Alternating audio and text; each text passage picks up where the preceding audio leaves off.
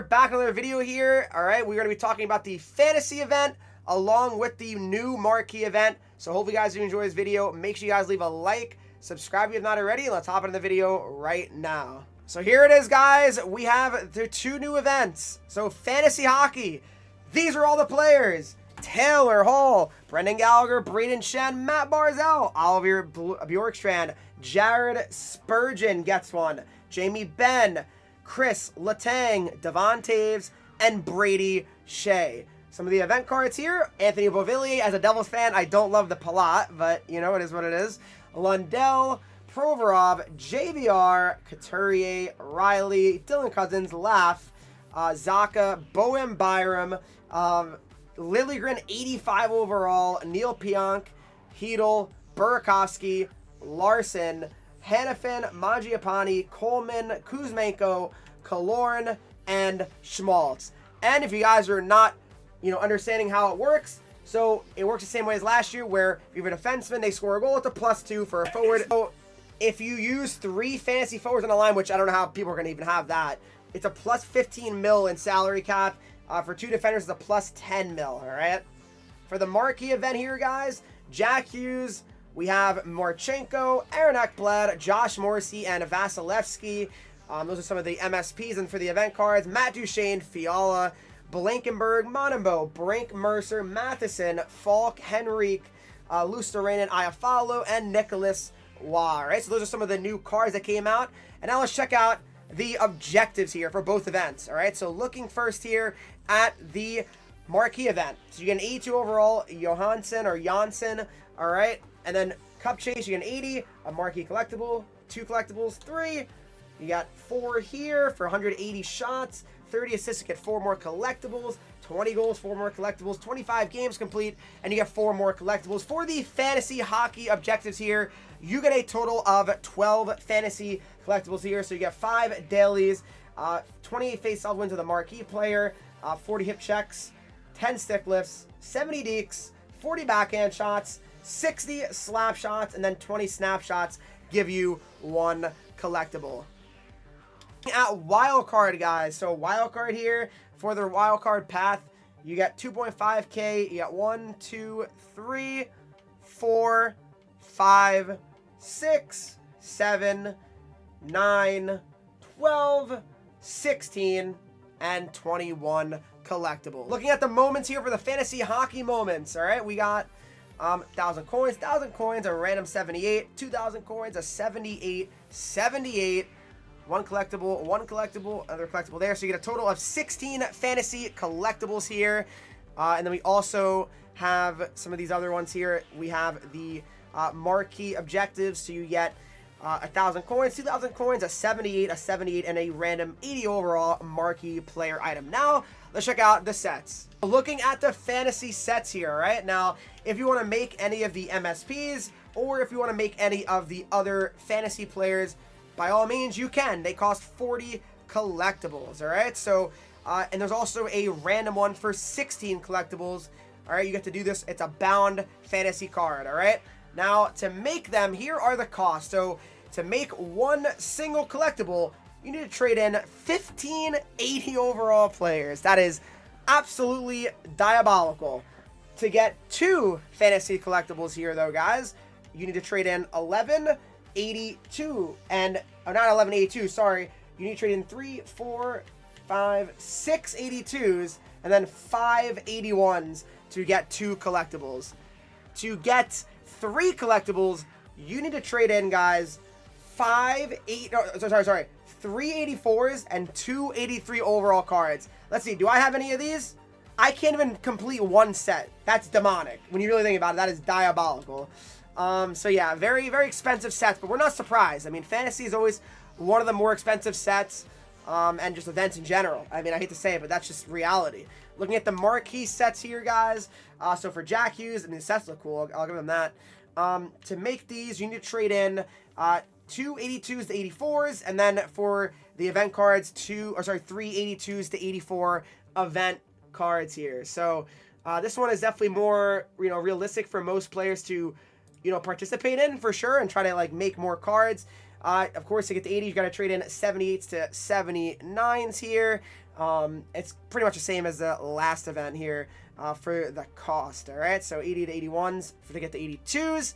And then for the collectible sets for the Marquee event, these are the sets. So you have your 76 plus, so the same exact ones from the previous event. And now let's check out the store here as well. Looking at the store, we have the Fantasy Hockey Ultimate Chance Pack. So it's 25 players in every pack. There's a greater chance of a fantasy hockey player. Those are the odds on that. 82 plus, 66%. I mean, that's not terrible, I guess.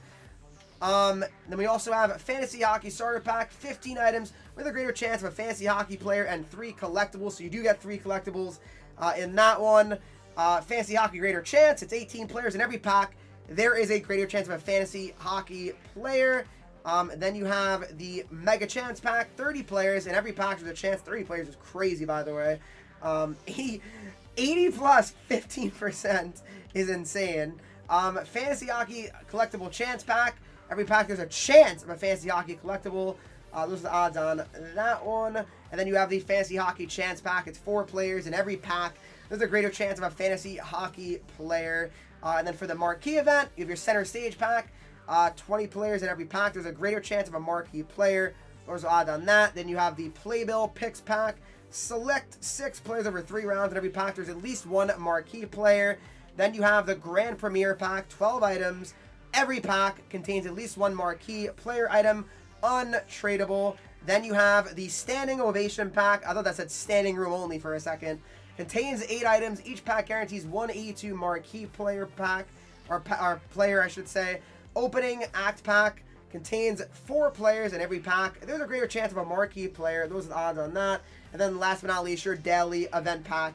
Each and every single day that you guys can open. But now, after that, let's actually check out what these cards look like. First off, guys, looking at the fantasy cards. So I'll quickly go through these. There's a lot of cards here, but we got Liljegren here. If you guys want to check out these cards, individual stats, you know, you guys can pause the video here, but I'm not going to go over and speak about every single player and their stats. But you got Beauvillier there. You got Taylor Hall, MSP, looks pretty good with 90 speed and excel. All right, Andre Palat, as like I said, not a fan of him as a Devils fan, but is what it is. We got Hedel. Yeah, not great. Brendan Gallagher here. You know, he could be pretty interesting. I know Gallagher, you know, had a decent year last year with the Habs, so he could be pretty interesting. Lundell here. Lundell definitely could be pretty good because, I mean, since unfortunately Barkov is hurt, he'll probably get a lot of minutes here, Lundell. Pionk, 85 speed, 85 excel. Provorov here as well. You know, interesting card there. Burakovsky, pretty solid already for an 82 overall. 87 speed, 87 excel. Couturier, it's okay. JVR, all right. Noah Hannafin. Adam Larson, Devils legend. A lot of former Devils in this fantasy release. Morgan Riley. Matthew Barzell. Bjorkstrand here. Dylan Cousins. Lafreniere. Braden Shen. And then, of course, for the other page, Jared Spurgeon, 5'9" defender. You know, I don't love that, but, you know, he's okay. Mangiapane here. Jamie Benn. Blake Coleman. Pavel Zacha. Bowen Byram. Chris Letang. Alex Killorn at 75 is diabolical, I can't lie. Andrei Kuzmenko at 75. Nick Schmaltz at 75 as well. And then Brady Shea at 75 overall, along with Devon Taves at 75 overall. Let's move on to the Marquee event cards now here as well. Looking at some of these cards, they look pretty good. Again, more realistic to actually make for you guys.